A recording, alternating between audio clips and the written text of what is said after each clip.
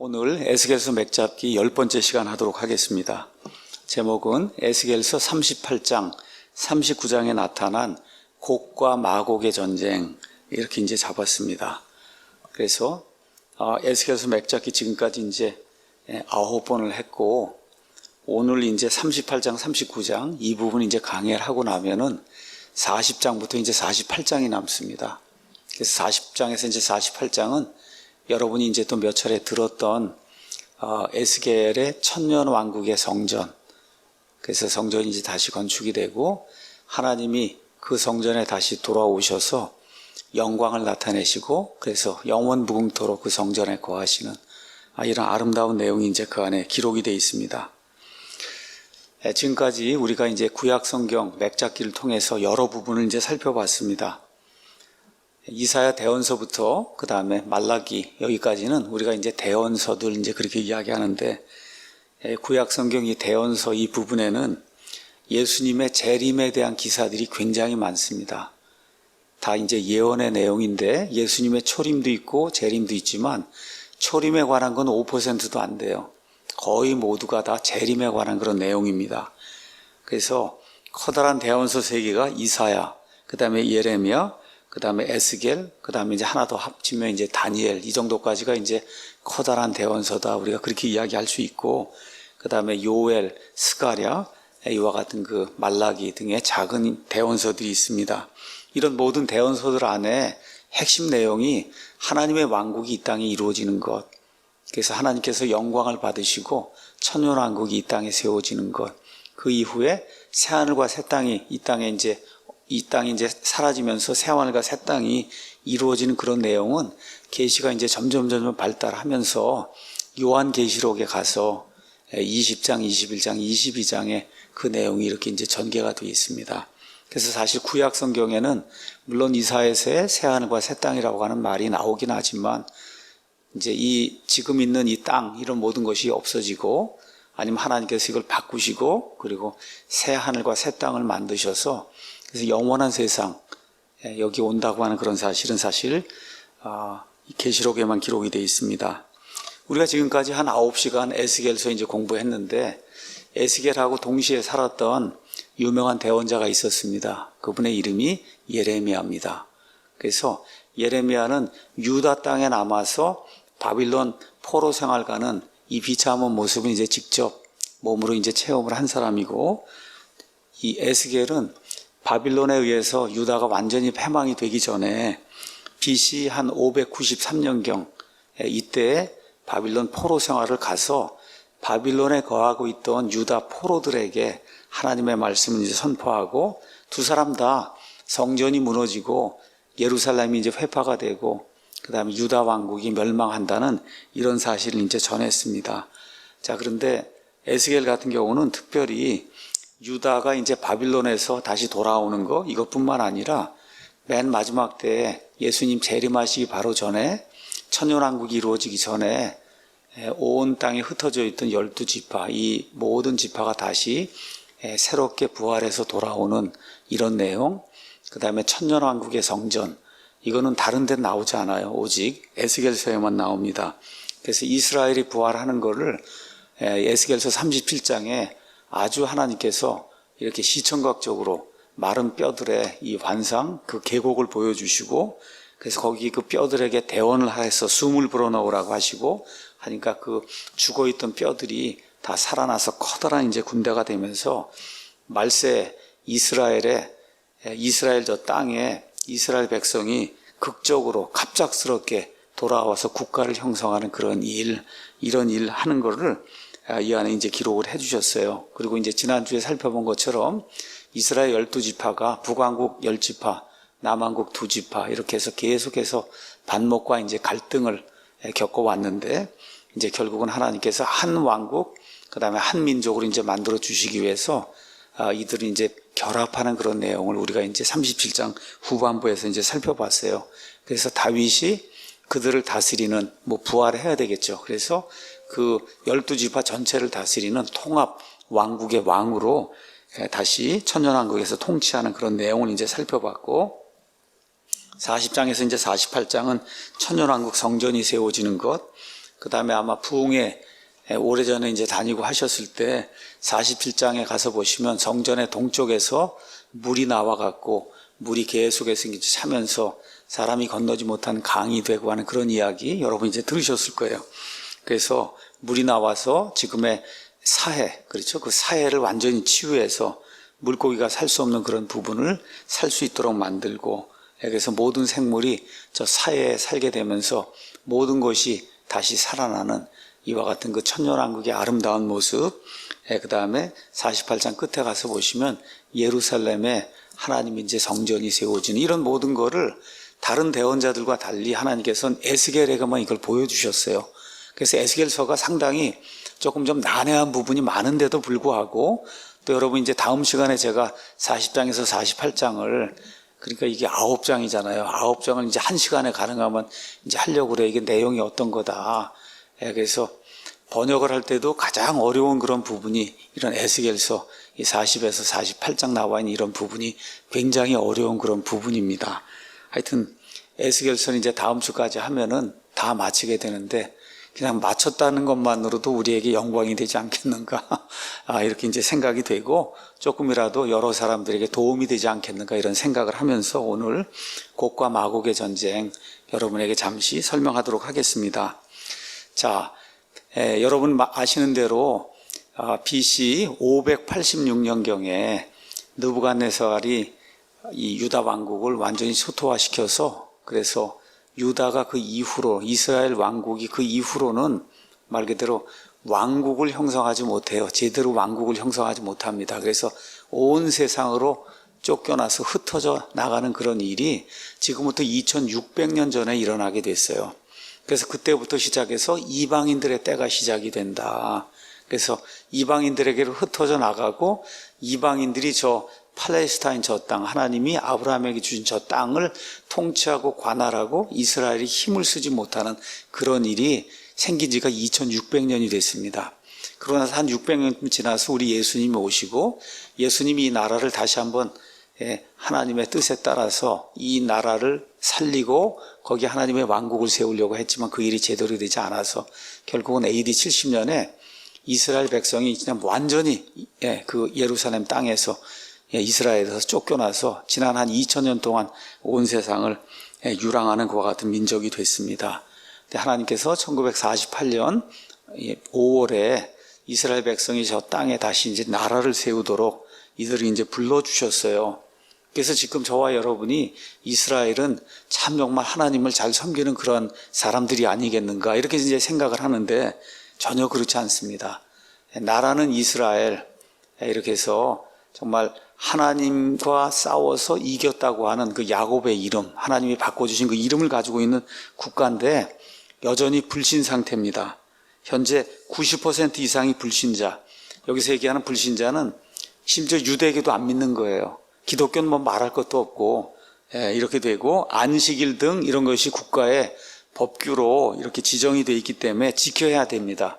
그러니까 금요일 밤 돼서 토요일 밤까지 24시간은 가게도 열지 않고 안 해요. 뭐 비행기 같은 거 뜨는 거 이런 것들 외에는 하질 않습니다. 그래서 안식일 등 이런 거 지키지만 말 그대로 전통으로 지키고 있는 거예요. 이 의미가 뭐다 이런 거 전혀 알지 못하고, 특별히 전 국민이라고 얘기해도 됩니다. 뭐 몇 명 되지 않기 때문에 기독교인이, 전 국민이 예수님을 모릅니다. 제가 여러 차례 말씀드렸듯이 유대인들의 대다수가 예수님이 유대인이라는 사실 자체를 몰라요. 그다음에 신약성경 시작이 되면서 이게 유대인들의 책이라고 하는 사실, 12사도가 유대인이고 여기 신약성경의 거의 대부분의 이 말씀들이 유대인들에 의해서 기록되었던 그 사실조차를 몰라요. 참 이럴 수가 있을까 할 정도로 유대인들이 정말 지금 불신과 무지 가운데 이제 빠져 있습니다. 예수님께서 하늘의 왕국을 주시기 위해서, 그래서 구약 성경이 예언이 된 대로 이 땅에 지금부터 2000년 전에 오셨습니다. 3년 반 동안 공생의 생활을 하셨어요. 그리고 유대인들에게 구약 성경에 기록이 되어 있는 왕국, 하나님의 왕국, 그 왕국 이 땅에 세워주시려고, 그 왕국을 주시려고 했지만 여러분 잘 아시는 것처럼 온 유대인들이 예수님을 거부하고 배척하는 그런 일이 생깁니다. 그래서 마태복음 23장 39절에 예수님께서 이스라엘 향해서 암탉이 자기 병아리들을 이렇게 품에 안듯이 내가 너희를 품으려고 그렇게 했는데 너희가 나를 받아들이지 않고 하나님의 왕국을 받아들이지 않는다. 그래서 너희가 주의 이름으로 오시는 이여 하고 나를 받아들일 때까지 너희가 다시는 나를 보지 못하리라. 이렇게 말씀하시면서 예수님 재림의 때에나 가서야 이스라엘이 예수님을 메시아로 인정하고 그래서 예수님을 받아들이고 예수님이 주시려고 했던 그 하늘의 왕국, 그 천년 왕국이 저 팔레스타인 땅, 저 가나안 땅에 이루어진다고 하는 이런 말씀을 이제 주셨습니다. 자, 그런데 이 일이 쉽게 되질 않아요. 지금 저기 돌아와 있는데 이스라엘이 불신 가운데 있어요. 자기 스스로 무언가 할 수 있고 자기 스스로 주변에 있는 모든 나라들하고 싸워서 이길 수 있다고 하는 저런 자만감에 지금 빠져 있거든요. 그래서 예수님을 그냥 자기들 그 어떤 힘으로 믿을 수가 없는 그런 상태에 놓여 있어요. 자, 그래서 이 7년 환란기라고 하는 특별히 유대인들을 위해서 고안이 되어 있는 창세 이후로 유대인들이 한 번도 경험해 보지 못한 이런 환란기, 그 7년 환란기의 특별히 후반부 3년 반, 그 후반부 3년 반은 창세 이후로 한 번도 경험해 보지 못한 이런 정도의 엄청난 고난이 있는 때다. 예수님께서 직접 말씀을 해주셨어요. 그래서 그와 같은 고난을 통해서 결국은 모든 사람들이 침입해 들어오고 손을 들 수밖에 없는 그런 상황이 오게 될 때, 그때 가서 비로소 예수 그리스도께서 자기들이 찌른 그분이 메시아라고 하는 그런 사실을 인정하고 온 민족이 회개하고 하나님께로 돌이키고 이렇게 되면서 예수님께서 이 모든 것들을 이제 정복하시면서 올리브산으로 내려오시는 이런 내용이 이제 성경에 기록이 되어 있습니다. 자, 그래서 고통과 환란이 없이 이스라엘이 하나님께로 돌이키는 그런 일이 지금 불가능하게 되어 있어요.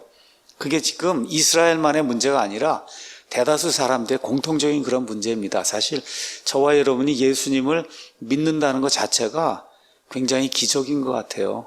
기적. 제가 사실 어머니 이번에 이제 상을 당하면서 아버지도 그렇고 뭐 어머니도 그렇고 뭐 아무것도 배운 게 없거든요.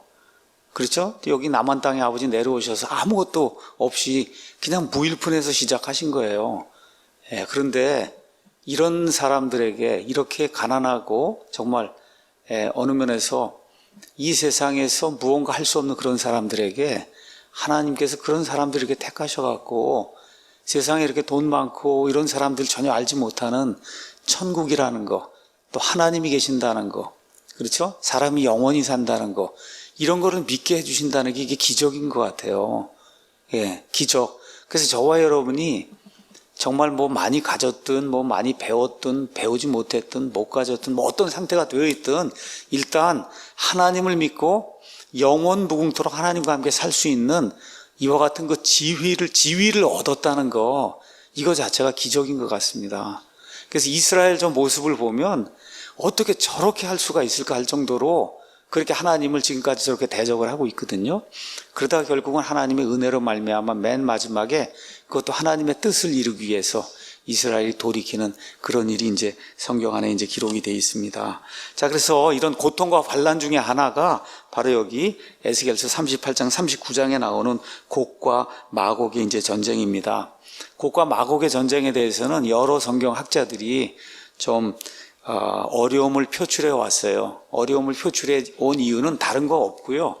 이게 도대체 언제 일어날 그런 전쟁이냐, 언제 일어날 전쟁이냐. 분명히 성경에 일어난다고 돼 있고, 그 다음에 40장에서 이제 48장에 가면 천년왕국이 이루어지잖아요. 그러니까 천년왕국 전에 이제 이게 이루어지는 거고, 그 다음에 37장에 가서 보면 이스라엘이 부활해서 저 땅에 돌아온 다음에 곡과 마곡의 전쟁이 일어나는 거니까 1948년 5월 이후부터 그 다음에 예수님 재림하시기 전에 어느 시점에 지금 이 전쟁이 지금 일어나는데 이게 언제 일어날 거냐, 이것 때문에 좀 여러 가지 어려움이 좀 있는 이와 같은 말씀이 38장 39장입니다. 그 전쟁의 시기에 대해서는 제가 이따가 다시 한번 말씀을 드리겠습니다. 이스라엘을 위해서 이 38장 39장이 대단히 중요하고, 또 이것이 만일에 우리가 이제 휴거 받기 전에 일어난다, 이런 전쟁이, 그럼 우리 눈으로 이 전쟁을 직접 볼 수도 있고, 그래서 이런 전쟁이 일어나게 되면 예수님 재림의 때가 굉장히 가까이 왔다는 바로 눈앞에 와 있다는 이와 같은 표시도 될 수 있고, 이렇기 때문에 곡과 마곡의 전쟁에 대해서는 저와 여러분이 조금 이렇게 예비 지식을 좀 가지고 있으면, 그러면 행복하게 우리가 종말을 맞이할 수 있지 않겠는가, 이렇게 이제 말씀을 드릴 수 있겠습니다. 자, 38장 가서 보니까 주의 말씀이 내게 임하니라 이르시되 사람의 아들아 내 얼굴을 곡과 그 다음에 마곡 땅과 메색과 두발의 최고 통치자를 향해 고정하고 그들을 대적하여 대언하며 이르기를 주 하나님이 이같이 말하노라. 보라, 오 메색과 두발의 최고 통치자 고가 내가 너를 대적하노라. 가서 보니까 여기 곡이라고 하는, 곡은 어떤 사람의 이름이고, 그 다음에 메색과 두발은 어떤 나라들의 이제 아니면 지역의 이제 그 이름으로 이제 저와 여러분이 이해할 수가 있습니다. 39장에도 가서 보면 39장 1절에 사람의 아들아 너는 곡을 대적하여 대언하여 이르기를 주 하나님이 이같이 말하노라. 보라, 오 메색과 두발의 최고 통치자 고가 내가 너를 대적하노라. 지금 이렇게 이제 되어 있습니다. 그래서 곡이라고 하는 어떤 사람이 있고, 근데 거기에 덧붙여서 메색과 두발, 여기뿐만 아니라 2절에 가서 보면 마곡 땅이라고도 나와요. 그래서 이 곡이라고 하는 어떤 사람이 나오는데, 이 사람이 마곡 땅하고 메색하고 두발, 이거 전체 그 세 나라의 최고 통치자로 지금 이제 표현이 되고 있습니다. 자, 그래서 맨 마지막 때에 이제 이스라엘을 향해서 이교도들이, 그 주변에 있던 이교도들이 쳐들어오는 것 같은 전쟁이 곡과 마곡의 전쟁이다. 이렇게 이제 저와 여러분이 이해를 하시면 될 것 같습니다. 그래서 침입하는 나라는 마곡, 메색, 두발 이제 이렇게 돼 있고, 5절에 가서 보면 그들과 함께 또 누가 오냐면 페르시아, 에티오피아, 리비아 이렇게 이제 나오고, 6절에는 고멜과 그의 모든 때와 북쪽 지방의 도갈마의 집과 그의 모든 때, 이런 모든 무리들이 이스라엘 향해서 침공을 하는 그런 내용이 이 안에 이제 기록이 되어 있습니다. 한번 여기 사진을 한번 보도록 하겠습니다. 가서 보시면은 이스라엘이 있고, 이스라엘의 동쪽에 페르시아, 지금의 이제 이란이 있습니다. 그리고 저 위에 마곡이라고 표현된 나라, 이 나라는 조금 이따 이제 말씀드리겠지만, 마곡은 창세기 10장 2절 가서 보시면 야벳의 아들로 나와 있어요. 그래서 요세푸스는 유대인들의 그 유명한 요세푸스, 예수님 당시부터 이제 살면서 AD 한 100년까지 살았던 유대인들의 관련된 모든 역사 기록을 얻으면서 집대성하고 이렇게 요약했던 유명한 역사가 요세푸스입니다. 그 요세푸스는 이 마곡에게서 나온 마곡 사람들이 스키티아 사람들이다. 그 스키티아 사람들이 BC 11세기부터 AD 2세기까지 유럽의 북동쪽, 흑해 북쪽, 카스피의 북은 여기에 이제 계속해서 살았다. 이제 그렇게 이제 증언합니다. 지금식으로 얘기하면 우크라이나, 그 다음에 러시아, 그 다음에 크리미아, 여러분 그루지아, 영어로 이제 조지아 이렇게 돼 있는데 아마 러시아 사람들은 그루지아 공화국이라고 이렇게 부릅니다. 이런 데 있는 이런 그 지역을 우리가 이제 마곡이다, 이제 그렇게 이야기하고, 그 다음에 메색은 창세기 10장 2절에 나와요. 그것도 야벳의 아들인데, 메색은 터키 동쪽에 지금의 아르메니아 이렇게 이제 그렇게 보고 있고, 두발은 요세푸스의 증언에 따르면 갑바도기아 이렇게 해서 터키 북부 이렇게 이제 되어 있습니다. 그래서 저 위에 가서 보시면 저 맨 오른쪽 위에 마곡이라고 하는 데가 있고, 그 다음에 그 밑으로 도갈마, 영어로는 토갈마 이렇게 되어 있고, 그 왼쪽으로 메색, 그 다음에 두발 이렇게 이제 되어 있고, 저 위로 가서 보면 고멜이라고 하는 이와 같은 그 사람 명칭이 이제 나오게 됩니다. 그 다음에 저 이스라엘을 기점으로 해서 저 서쪽으로 가면 지금 붓이라고, 우리말 성경에는 붓이라고 이렇게 이제 기록이 되어 있는데, 그 붓에서 리비아가 나옵니다. 리비아. 그렇게 보시면 되고, 그 다음에 여기 동쪽에 있는 페르시아는 지금의 이란을 이야기하고, 저 밑으로 가서 보면 구스라고 되어 있는데 거기가 에티오피아입니다. 에티오피아. 그래서 수단, 에티오피아, 요 밑에 이렇게 돼서 동서남북 사방에서 이스라엘 향해서 적군들이 엄청나게 많은 때가 이렇게 쳐들어오는 그런 내용, 이걸 다루고 있는 게 곡과 마곡의 전쟁이다. 이렇게 이제 생각하시면 되겠습니다. 그래서 앞에서 말씀드린 대로 마곡, 메색, 두발 이렇게 되어 있고, 그 다음에 페르시아, 에티오피아, 리비아, 고벨, 고멜, 도갈마에서 총 8개 나라가 여기엔 지금 언급이 되어 있습니다. 그래서 페르시아는 에스겔이 살던 그 시대에는 이라크와 그다음에 이란의 이제 대부분 그 지역이라고 이제 보시면 되고, 성경에 이제 구스, 에티오피아는 여러분 여기 가서 보시면 이스라엘의 이 밑으로 가서 보면 사우디아라비아가 있거든요. 사우디아라비아 저 밑으로 가면 이제 큰 지도를 가서 보시면 아프리카하고 이거 거의 다 있는 부분이 있어요. 이런 부분을 전체를 거기를 에티오피아라고 성경이 그렇게 이야기를 합니다. 그래서 에티오피아, 그 다음에 여러분 소말리아 뭐 해적대 이런 얘기 들어보셨죠? 그 소말리아, 그 다음에 홍해 저 밑으로 내려가면은 예멘이라고 하는 데가 있어요. 이 전체 지역을 성경은 에티오피아라고 이제 이야기합니다. 그 다음에 리비아는 아까 말씀드린 대로 저 아프리카의 저 서쪽에 있는 그런 부분이고, 그 다음에 고멜은 창세기 10장 2절에 나오는데 야벳의 아들이에요. 아들. 그래서 지금의 갑바도기아, 터키. 그 다음에 도갈마는 고멜의 셋째 아들. 그래서 아르메니아. 뭐 이렇게 사람들이 보고 있습니다.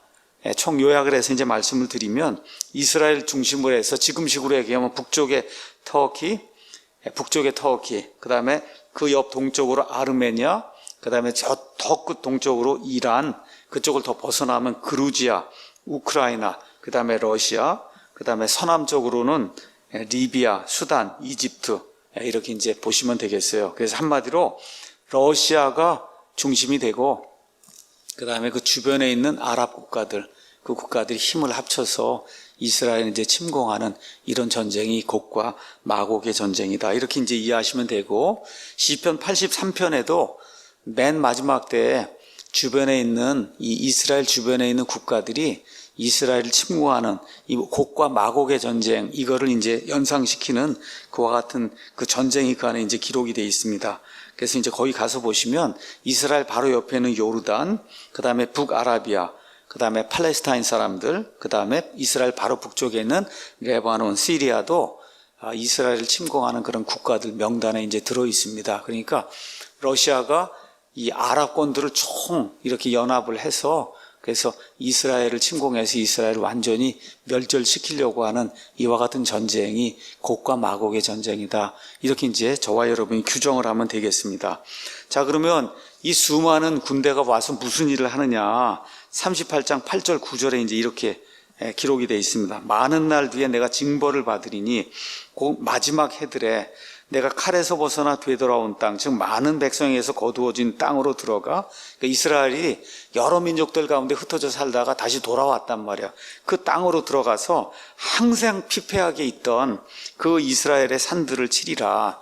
이스라엘이라고 하는 그 나라가 지난 한 3,000년 동안 이 땅에 존재하는 모든 국가들 중에 아마 전쟁을 가장 많이 겪고 피폐하게 그렇게 지내던 그런 국가예요. 근데 마지막 때에 또다시 몰려와서 이스라엘을 황폐하게 만들려는 그런 시도를 하게 되는 거죠. 그러나 그것은 민족들에게서 나와 생겼으며 그들은 모두 안전히 거한다. 지금 안전히 거하고 있는 때, 평안히 거하고 있는 때 이스라엘은 이제 침공하는 겁니다. 내가 폭풍같이 올라와 그들에게 임할 것이요 너 곧 너와 내 모든 때와 너와 함께한 많은 백성이 구름같이 그 땅을 덮을 것이라고 하나님께서 이제 말씀을 해주십니다.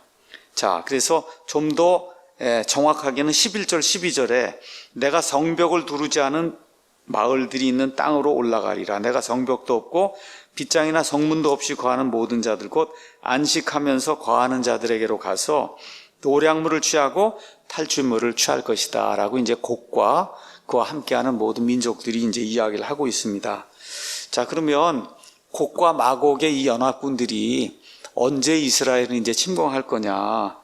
제가 아까 말씀드렸듯이 확실한 거는 천년왕국 이전이에요. 또 하나 확실한 거는 이스라엘이 저 땅으로 돌아온 다음이에요. 그렇죠? 그러니까 1948년 5월부터 시작해서 예수님 재림하시기 전 어느 때 그 사이엔 지금 이제 이루어집니다. 자, 그래서 7년 환란기에 이루어질 수도 있고 7년 환란기 바로 전에 이루어질 수도 있고 또 7년 환란기 중간에 이루어질 수도 있고 뭐 초반에 이루어질 수도 있고 이것 때문에 이제 많은 학자들이 조금 좀 서로 다른 이견을 좀 보이고 있습니다. 자, 그러면 7년 환란기 맨 끝에 이것이 이루어진다. 그러니까 예수님이 이제 이 땅에 7년 환란기 끝나면서 예수님이 이제 이 땅에 오게 되잖아요. 다리를 어디다 내려놓으시냐 하면 올리브산에 이제 내려놓으시잖아요. 그러면 그때 어떤 전쟁이 일어난다고 배웠어요? 가장 무서워하는, 이 믿지 않는 사람도 아는 가장 무서워하는 전쟁, 아마겟돈 전쟁. 그렇죠?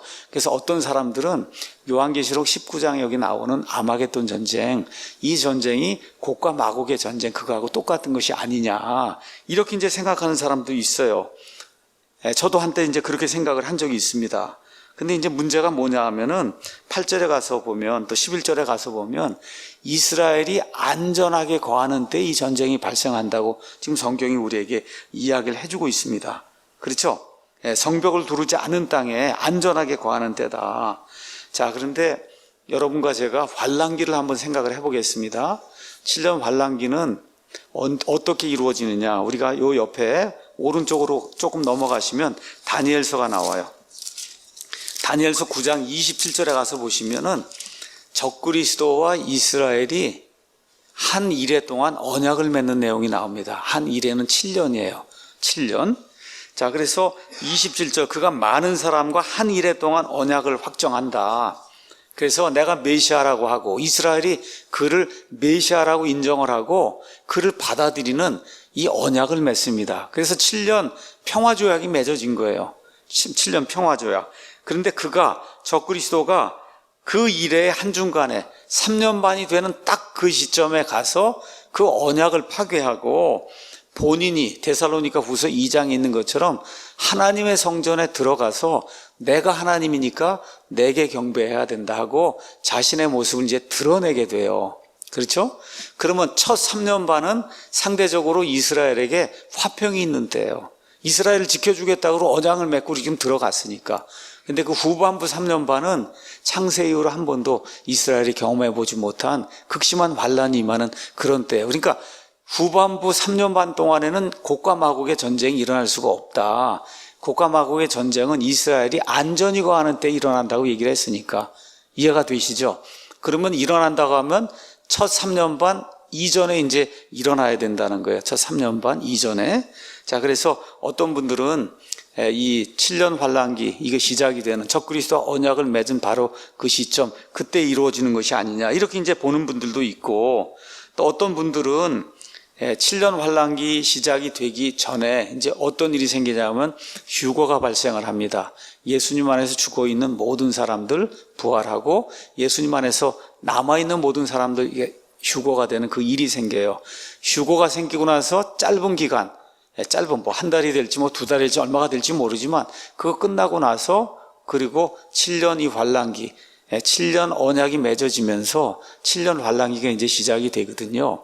그래서 또 많은 분들은 이 7년 환란기 시작이 되기 전, 휴거가 되고 나서 바로 7년 환란기 시작이 되기 바로 전에 이 일이 이루어지지 않겠느냐, 이렇게 이제 보는 그런 견해도 상당히 있습니다. 왜 그러냐? 미국 등 여러 나라들이 지금 저 이스라엘을 보호해주고 있잖아요. 그렇죠? 그래서 이런 여러 가지 이제 정황들을 봤을 때 하여튼 7년 환란기 시작이 되기 바로 전에 뭐 휴거 받고 나서 바로 곧바로 뭐 이렇게 이제 보시는 분도 있고, 그 다음에 7년 환란기 시작이 돼서 조금 지나서 평화롭게 거하는 그런 때 이것이 이루어질 것이 아니냐, 이렇게 보는 그런 분들도 있어요. 근데 이제 여기 가서 조금 이따 보시면 이 사람들이 쳐들어왔다가 하나님 앞에서 이제 전패를 당해요. 그래서 가서 보시면 39장에 거기 쳐들어왔던 사람들이 6분의 1만 남고 나머지가 다 죽임을 당합니다. 뭐 예를 들어 한 1억 명이든 얼마가 쳐들어오든지 하여튼 뭐 이렇게 했다 그러면 6분의 1, 1500만 명만 살아남고 그리고 나머지 다 죽는 거예요.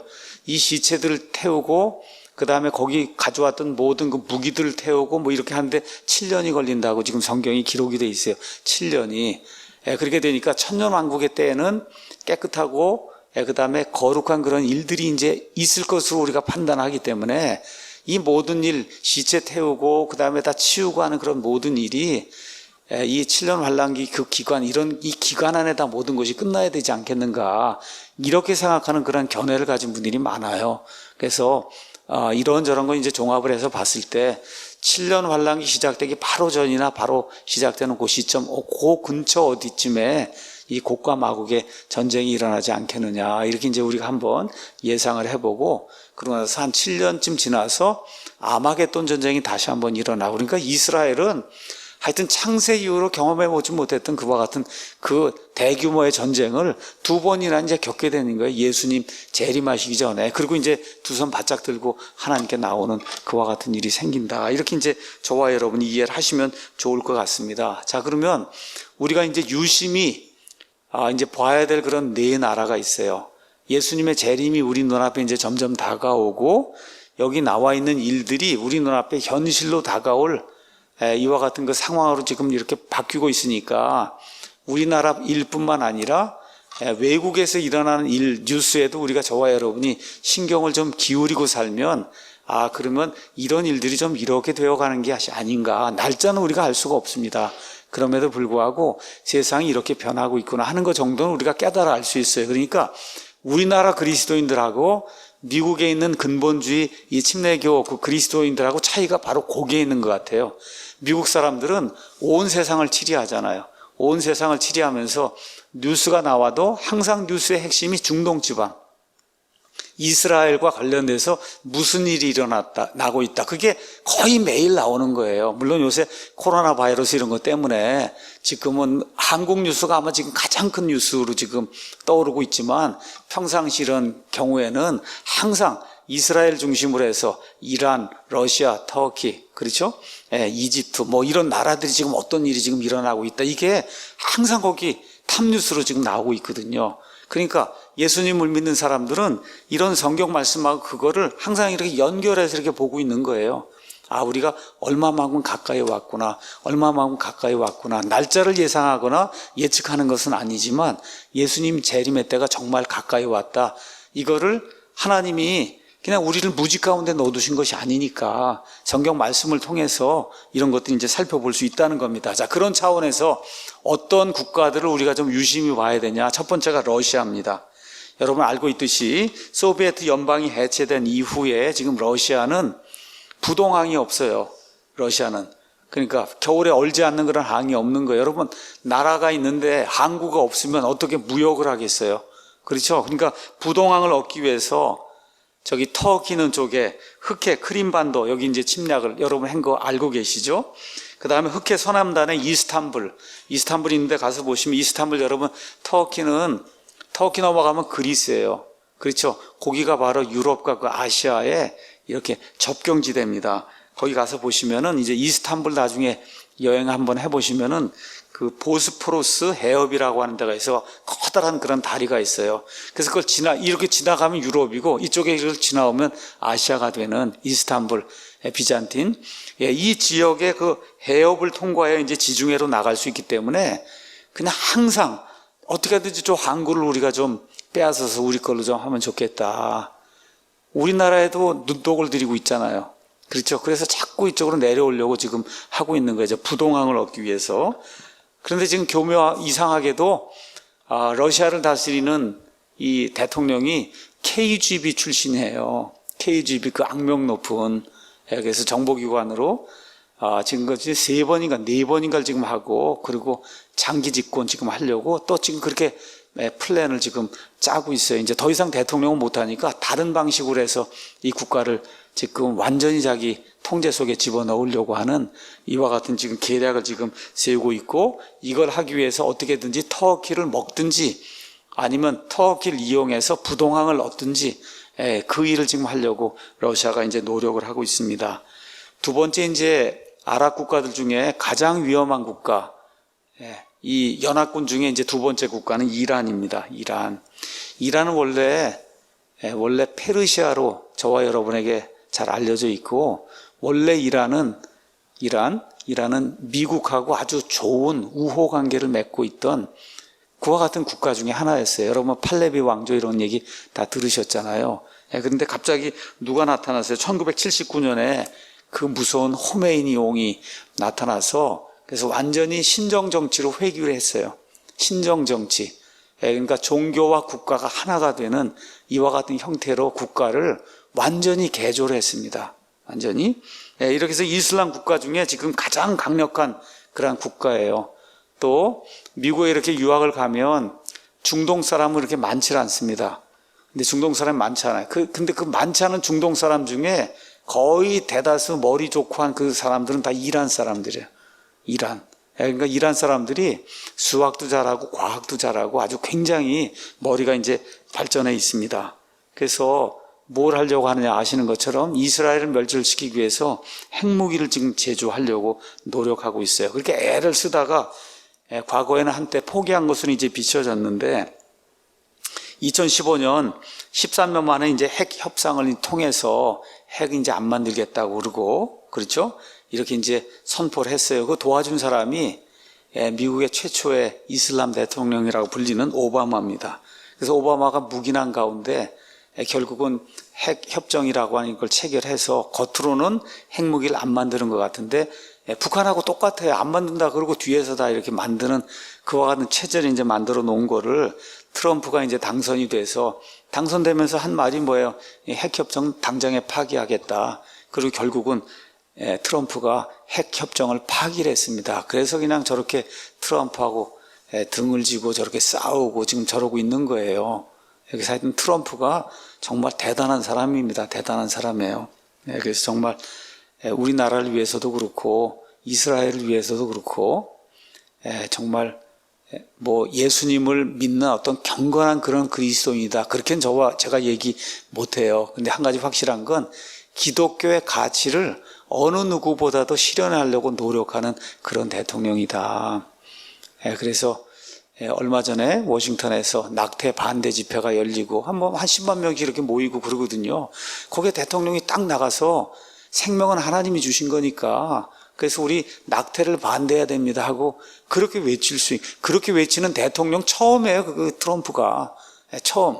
그죠? 낙태 반대한다. 공화당은 그건 뭐 사실이지만 대통령이 직접 나서갖고 그 워싱턴 이 광장 앞에 이렇게 모여있는 링컨 광장 앞에 이렇게 모여있는 그 10만 군중들 그 앞에서 당당하게 하나님이 주신 생명을 지켜야 된다고 그렇게 얘기할 수 있는 대통령이 사실 그 쉽지 않거든요.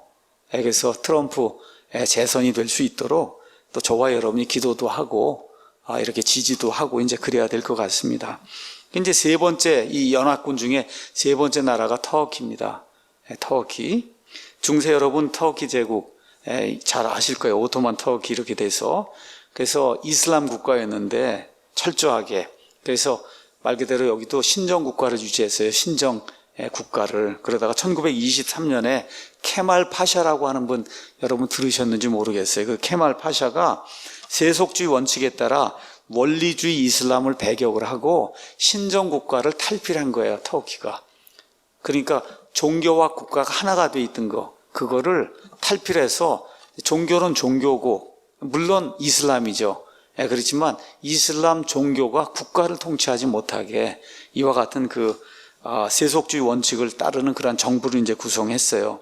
그 이후로 미국 등과 협력하면서 여러분 아시는 것처럼 이제는 나토에도 가입을 했어요. 근데 지금 나토 가입한 이후에 EU에도 가입을 하려고 그렇게 노력을 하는데 여러 가지 조건 때문에 이제 가입 시도가 이제 무산이 됐어요. 그런데 며칠 전에 브렉시트가 완성이 돼서 영국이 완전히 유럽에서 이제 떨어져 나가게 됐습니다. 유럽연합에서. 아시겠죠? 2016년도인가 브렉시트 하겠다고 한 게 그난 4년 동안의 그런 이 여정을 거쳐서 결국은 완전히 떨어져 나갔습니다. 이게 이제 완전히 떨어져 나가니까 유럽연합에 커다란 공백이 생긴 거예요. 그러니까 유럽연합의 전체 규모의 한 15% 정도, 한 20% 정도를 영국이 담당했는데 이게 떨어져 나가니까 유럽연합의 돈도 떨어지고 모든 것이 다 폭락할 그런 조짐이 보이니까 유럽연합이 지금 어떻게 하려고 그래요? 뭐 터키든지 이슬람 국가든지 할 거 없이 다 받아서 경제 규모를 키워야만 그래야만 미국을 대적하고 영국을 대적하고 뭐 할 수 있겠다 해서 지금 이제 터키가 유럽연합에 이렇게 가입할 가능성이 점점 높아지고 있습니다. 자, 근데 이제 터키는 또 이제 문제덩어리가 하나 지금 대통령으로 앉아 있습니다. 2003년, 2014년까지 총리를 에르도안이라는 사람이 총리를 지냈는데 헌법을 더 개정해서 2014년부터 지금 현재까지 대통령이에요. 대통령으로 이제 해서 이 사람도 거의 장기 집권, 종신제 지금 하려고 하는 그런 사람이에요. 근데 이 사람이 또 어떤 일을 하느냐 하면 세속주의, 이걸 이제 타파하고 다시 신정국가로 돌아가야 되겠다. 이렇게 해서 본인이 종교 지도자도 하고 정치 지도자도 하고 이렇게 해서 얼마를 들였냐 하면 7,500억 원을 들여서 전 세계 최고의 대통령궁을 건설하고, 그 다음에 이제 본인이 이슬람교의 창시자인 무함마드, 이 무함마드의 뒤를 이은 그런 훌륭한 지도자다, 이렇게 이제 생각하도록 이와 같은 선동을 하고 있습니다.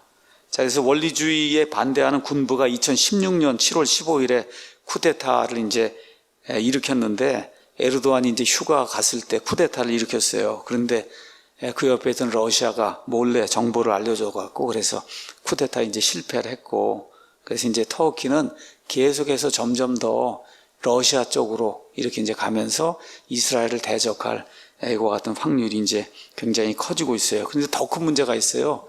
그래서 뭐냐면 미국하고 이제 이렇게 협정을 맺으면서 미국의 핵무기가 터키 안에 들어 있습니다. 그래서 미국하고 터키가 동시에 이제 합의를 해서 핵무기를 쓸 수 있도록 이렇게 지금 해서 핵무기를 거기 배치를 해놨거든요. 근데 이게 좀 잘못해갖고 미국을 무시하고 혼자 이거 핵무기를 사용해서 이스라엘 갖다 퍼부으면 그냥 꼼짝없이 멸망할 수밖에 없는 이와 같은 위험한 나라가 이제 터키입니다. 지금 이슬람이 우리 국가에도 우리나라에도 지금 확장을 하면서 여러분 아시는 것처럼 저 이태원 있는데 이슬람 사원을 크게 져주겠다 해서 350억 원짜리 그 사원을 짓는데 짓고 다 지었는지는 모르겠어요. 그 돈을 내준 나라가 터키입니다. 터키. 자, 그거 말고 저와 여러분이 기억을 해야 될 거, 한 4, 5년 전쯤에 전 유럽을 공포 속으로 집어넣었던 게 여러분 이슬람 난민 사태 아시죠? 이슬람 난민 사태. 그 이슬람 난민 사태가 생겨난 나라가 시리아입니다. 그렇죠? 시리아. 그래서 이스라엘 바로 북쪽에 있는 그 시리아. 그래서 시리아가 망하고 그 다음에 다마스쿠스 그 수도가 망하는 이런 것들도 재림의 징조로 이사야서 17장 1절에서 3절에 나와 있습니다. 그래서 결국 저 시리아가 많은 난민들 배출하면서 온 세상에 짐이 되는 이와 같은 때가 온다고 성경이 그렇게 이야기를 하고 있어요. 그래서 이번 시리아 그 난민 사태, 또 지금 시리아 안에서 계속 내전이 지금 진행이 되고 있잖아요. 그 내전하면서 시리아 국민들 죽이고 그 다음에 시리아 이렇게 독재 이제 하도록 아사드라고 하는 그런 악한 자가 지금 이게 독재를 하고 있는데, 이거 뒤에서 밀어주고 있는 나라가 러시아, 이란, 터키입니다. 러시아, 이란, 터키. 그 다음에 또 지금 이란하고 터키니면 이란 특히, 그 다음에 시리아 이런 나라에 핵무기 제조 기술이나 이런 걸 대주고 있는 유명한 나라가 우리 위에 있는 북한입니다. 그래서 하여튼 우리나라까지 다 그렇게 이제 우리나라가 아니라 우리 민족이 거기에까지 이렇게 연관이 돼 있어요. 하여튼 하나님께서 이 사악한 자들이 이제 멸하시면서 북한은 이제 속히 올해 안에 이렇게 멸해서 그렇게 해서 완전히 없어지고 자유 통일이 되는 그런 아름다운 일이 주님의 은혜 가운데서 올해 안에 있었으면 좋을 것 같습니다. 그 외에 이집트, 리비아, 수단, 이라크 이런 나라들 뭐 거론할 필요도 없이 100% 이스라엘의 대적이 이제 될 것입니다. 자, 그런데 여기 가서 보니까 38장에 재미있는 게 있어요. 자, 이들을 반대하는 그런 무리가 나옵니다. 13절에 가서 보시면 세바와 드단과 다시스의 상인들과 그곳의 모든 젊은 사자들이 내게 이르기를, 고객에게 얘기하는 거예요. 내가 노략물을 취하려고 왔느냐? 내가 탈취물을 취하려고 내 무리를 모았느냐? 은과 금을 가져가고 가축과 재물을 빼앗아가며 큰 노략물을 취하고자 하느냐 하고, 이 곡과 마곡의 이 무리들이 오는 것을 반대하는, 뭐 전쟁을 일으키거나 그런 건 아니고 이렇게 반대 목소리를 내는 그와 같은 그룹이 이제 여기 하나가 이제 나오게 됩니다. 그것도 이제 상당히 재미있어요. 세바와 드단 이렇게 나오는데, 성경 가셔서 세바와 드단을 가서 보시면은 지금의 사우디아라비아, 쿠웨이트 그 지역이에요. 그래서 페르시아만 지역에 사우디아라비아, 쿠웨이트, 카타르, 오만, 그 다음에 아랍에미레이트 연방 등의 부자 국가들. 근데 이 부자 국가들은 이슬람 국가이긴 한데 좀 온전한 그런 국가예요. 특별히 이슬람이 이 둘로 딱 나뉘어져 있어요. 이슬람에 두 개의 맹주가 있어요. 하나가 이란이고 하나가 사우디아라비아입니다. 둘이 엄청나게 싸우고 있어요. 근데 이란은 러시아를 중심으로 해서 어떻게 해보려고 하고, 그러니까 사우디아라비아 혼자는 안 되니까 어디하고 같이 할 수밖에 없어요. 미국하고 같이 할 수밖에 없어요.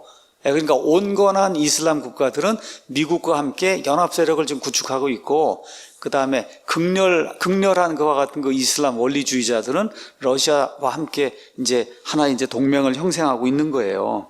자, 그래서 이게 세바와 드단, 여기 나와 있는 건 사우디아라비아, 그 다음에 쿠웨이트, 카타르, 오만 등 온건한 그런 그 이슬람 세력, 이건 뭐 분명합니다.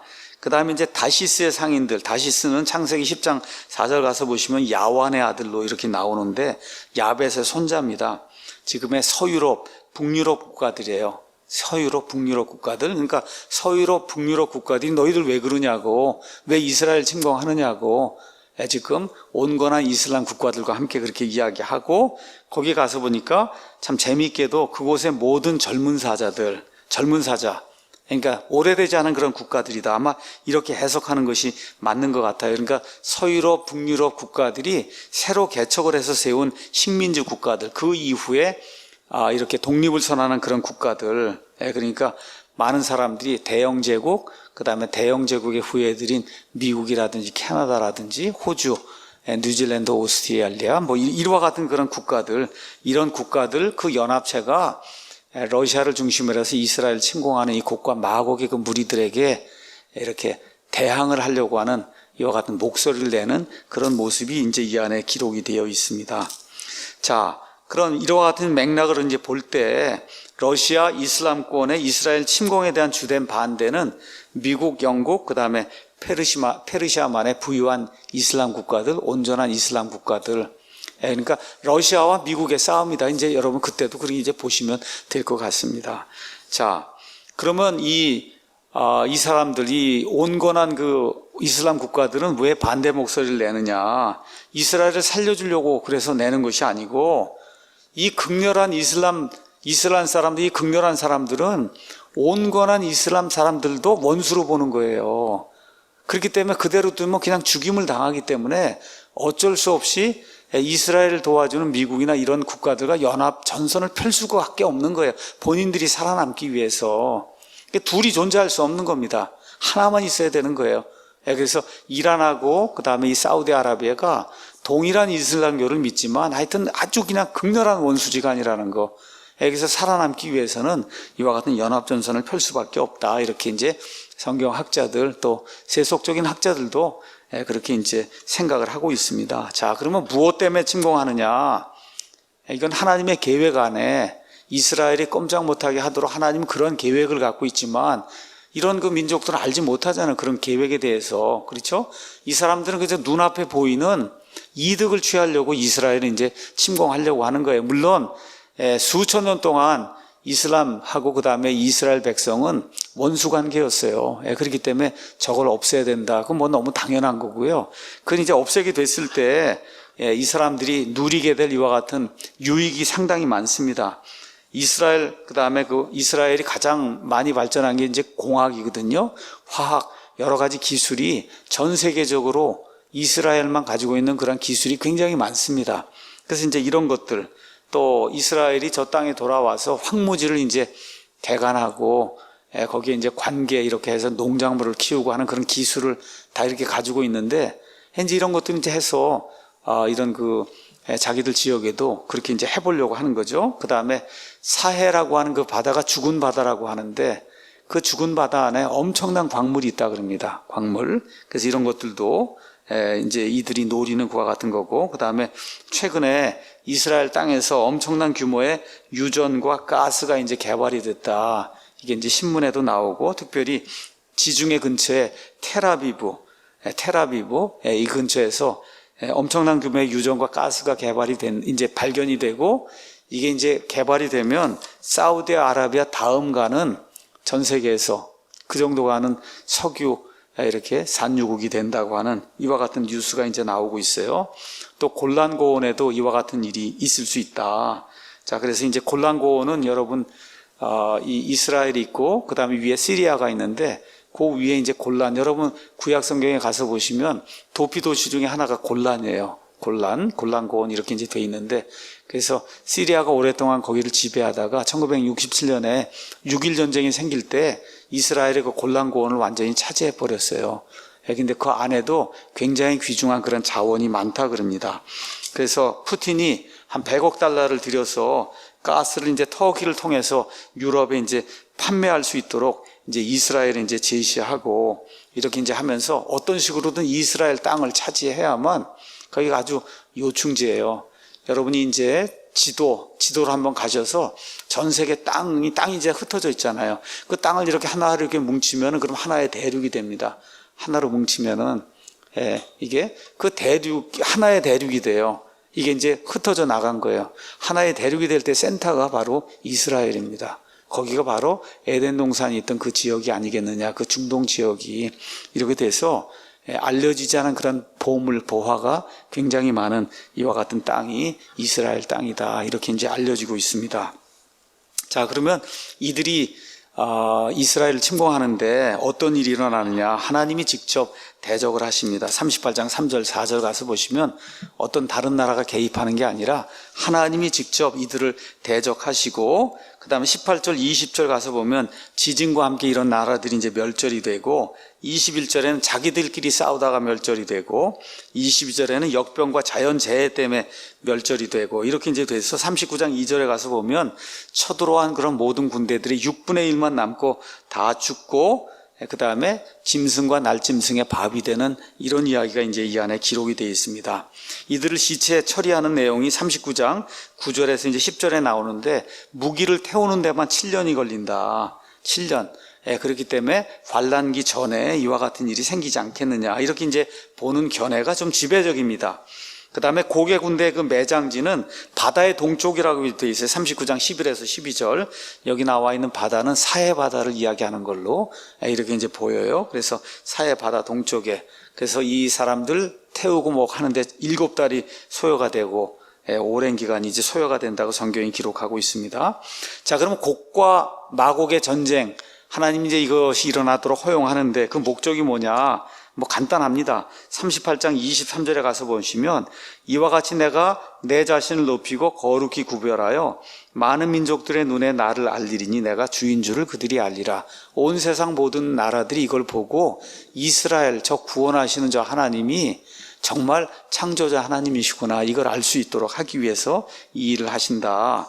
39장 7절 여기 가서 보니까, 내가 내 거룩한 이름을 내 백성 이스라엘의 한가운데서 알리며 다시는 그들이 내 거룩한 이름을 더럽히지 아니하게 하리니 내가 주 곧 이스라엘에 있는 거룩한 자인 줄을 이 교도들이 알게, 그렇게 이제 될 것이다 말씀해 주시고, 13절에도 내가 영광을 얻는 날에 그들에게 명성이 되리라 해서 하나님이 영광을 얻으시고, 또 이 일을 통해서 이스라엘이 낮아지게 되고, 이렇게 되면서 예수님 재림이 이루어질 수 있도록 그렇게 하기 위해서 이 일을 하신다고 그렇게 이제 성경이 기록을 하고 있습니다.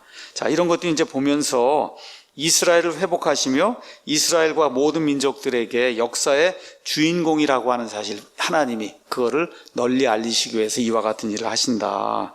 이런 걸 저와 여러분이 기억을 하시면 좋겠어요. 하나만 제가 여러분에게 말씀드리고 마치겠습니다. 39장 29절 가서 보면, 내가 다시는 내 얼굴을 그들에게 숨기지 아니하리니 내가 내 영을 이스라엘의 집 위에 쏟아부었다. 여러분, 맨 마지막 때 예수님을 받아들이려면 회개하고 돌이켜야 되잖아요. 그래서 이스라엘 백성 위에 내 영을 쏟아부었다는 거예요. 여러분, 하나님이 늙은 자나 젊은 자나 할 것 없이 영을 쏟아부어주는 일이 구약 성경에 기록이 돼 있죠. 어디에 기록이 돼 있어요? 요엘서 2장에 기록이 돼 있죠. 많은 사람들이 그냥 요엘서 2장이 사도행전 2장이 나오니까 그게 신약 성경에 초대교회 때 그걸도 자꾸 연상을 하는데, 실제로는 그게 아니에요. 여기 지금 나와 있는 이 이야기를 하고 있는 겁니다. 맨 마지막 때 하나님의 영이 쏟아 부어지는 그런 내용이 그 안에 기록이 돼 있어요. 그 다음에 여러분 스가랴서도 가서 보시면은 스가랴서에도 이제 이렇게 이제 기록이 돼 있습니다. 스가랴서 12장 10절에 내가 다윗의 집과 예루살렘 거주민들 위해 은혜의 영과 간구하는 영을 부어준다 그랬어요. 그게 성령님이에요. 이렇게 돼서 젊은 자나 아니면 나이 든 자나 할 거 없이 온 이스라엘 백성 위에 하나님의 영이 충만하게 쏟아 부어지는 그 일이 여기 스가랴서에도 여기 에스겔서에도 그다음에 요엘서에도 이렇게 이제 기록이 돼 있다는 거. 그래서 이 사람들이 결국 어떻게 돼요? 온 가족이 다 회개를 하고, 그래서 온 민족이 회개를 하고, 그리고 손을 들고 예수 그리스도를 받아들이고 자기들이 찌른 자를 받아들인 그 일이 이스라엘 땅에서 이제 발생한다는 겁니다. 자, 이제 미국 대선을 통해서 지난번에 이제 트럼프가 당선이 됐어요. 그래서 자기가 공약한 대로 오바마가 맺은 이란 핵 협상 원점으로 돌리고 여차하면 이란을 공격하겠다고 이제 그렇게 얘기했고, 트럼프가 돼서 또 놀라운 일을 했죠. 미국 대사관을 텔아비브에서 예루살렘으로 옮기면서 이스라엘 보호 정책을 트럼프가 이제 피고 있고, 이제 조금 있으면 다시 재선 이제 도전하게 되고, 이렇게 돼서 뭐 특별한 일이 없는 한 지금 뭐 민주당에서 나온 그 후보들이 그냥 거의 허수아비들이라 특별한 일이 없는 한은 뭐 트럼프가 다시 될 것 같거든요. 참 미국은 조금 좀 재밌는 것 같아요. 한참 동안은 뭐 45살, 50살 이런 사람들이 대통령을 했어요. 클린턴, 오바마 할 거 없이. 그러더니 지금은 또 다 70세에서 80세 되는 사람만 대통령 하라는 그런 시대로 갔잖아요. 트럼프도 73세인가 4세 되고, 거기 나와 있는 뭐 샌더스, 지금 나와 있는 바이든 뭐 79세, 78세 뭐 이런 것 같아요. 이게 어떻게 된 건지 알 수가 없어요. 한때는 뭐 40, 50 요때 해야 된다 그러더니 또 지금 70, 80으로 지금 넘어간 이와 같은 상태인데, 하여튼 하나님께서 우리나라를 기억하시면 트럼프가 대통령이 돼서 깨끗하게 북한 정리하고 자유 통일될 수 있는 그런 좋은 나라가 우리 땅에 오면 좋겠습니다. 그래서 하나님께서 주권적으로 역사를 이끄시고, 그래서 저 예루살렘을 사랑하시고 저 백성을 사랑하셔서 이와 같은 전쟁까지도 일으키시면서 저 백성이 돌아오도록 하나님이 역사하신다. 그 아름다운 일이 우리 대한민국 땅에도 일어나서, 그래서 자유민주주의 체제가 지켜지고 하나님을 기쁘게 하는 그런 성도들이 늘어나고 마음껏 예수 그리스도를 선포할 수 있는 그런 좋은 나라로 유지가 될 수 있도록 하나님께 다시 한번 간절히 기도합니다.